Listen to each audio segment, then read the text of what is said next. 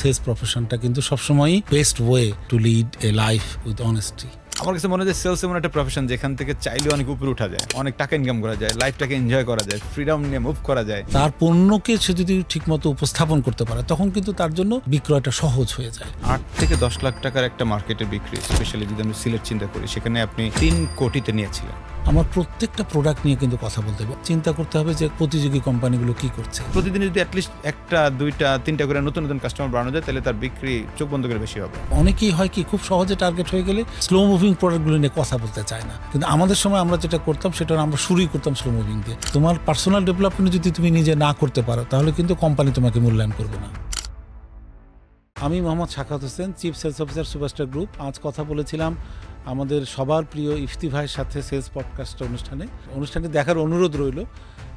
আমি অনুষ্ঠানে কিছু কথা বলেছি যা হয়তো অনেকের কাজে লাগতে পারে, আর বিক্রয় কর্মীদের জন্য আসলে এই অনুষ্ঠানটি একটি বিশেষ মাইলফলক হিসেবে থাকবে ইনশাআল্লাহ।